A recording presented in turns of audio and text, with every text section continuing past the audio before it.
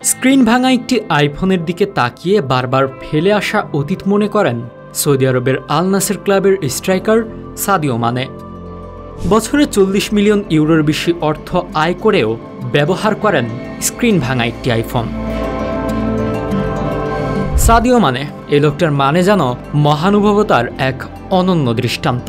এত টাকার মালিক হয়েও চলেন একদম সাদাসিধেভাবে। অন্যরা অনেকেই যেখানে টাকা উড়িয়ে ফুর্তি করতে ব্যস্ত, সেখানে তিনি ব্যস্ত মানুষের উপকারে। নিয়মিত ক্ষুধার্ত শিশুদের খাওয়ান তিনি, এমনকি নিজে ব্যবহার করেন স্ক্রিন ফেটে যাওয়া পুরনো ফোন। সামাজিক যোগাযোগ মাধ্যমে বেশ তুমুল আলোচনা তৈরি করেছিল সেই ছবিটি। তখন সমর্থকদের জানার আগ্রহ বেড়ে যায় যে এত টাকার মালিক হয়েও সাদিও মানে কেন ব্যবহার করেন স্ক্রিন ভাঙা এই আইফোন। তখন সাদিও মানে অবশ্য সবাইকে উদ্দেশ্য করে বলেন, আমার এই ফোনটার স্ক্রিন ঠিক করতে দেব সার্ভিসিং সেন্টারে। আমি চাইলেই এমন হাজারটা ফোন কিনতে পারি, কিন্তু এখন সেটা প্রয়োজন মনে করছি না, অপচয় করা হবে। এবং আমি আমার এই ফোনের দিকে তাকালে আমি আমার অতীতকে দেখতে পাই। এই ফোন আমাকে মনে করিয়ে দেয় আমি আগে কি ছিলাম আর এখন কি হয়েছি। আমি আমার অতীতকে কখনো ভুলে যেতে চাই না।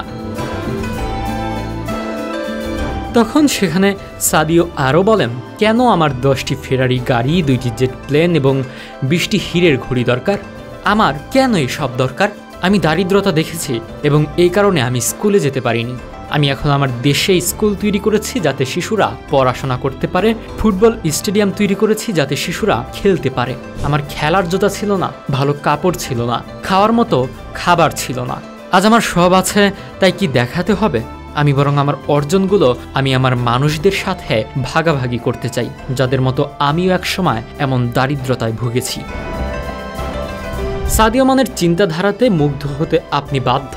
সাদিও মানে ভাবেন তিনি একটু বুড়ো হবেন, ফুটবল থেকে নিবেন অবসরও, একটা সময় ছেড়ে যাবেন এই পৃথিবীও। তখন এসব বিলাসবহুল গাড়ি, বাড়ি, ঘড়ি, ফোন তাকে বাঁচিয়ে রাখবে না।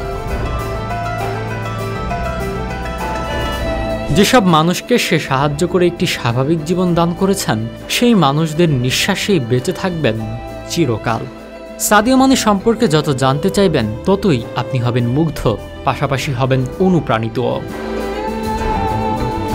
দার্শনিক না হয়েও তার বলা প্রতিটা বাক্য যেন বদলে দিয়ে যায় আমাদের জীবনকে। কে বলবে এই মানুষটি হাই স্কুলের গণ্ডি পার হতে পারেননি?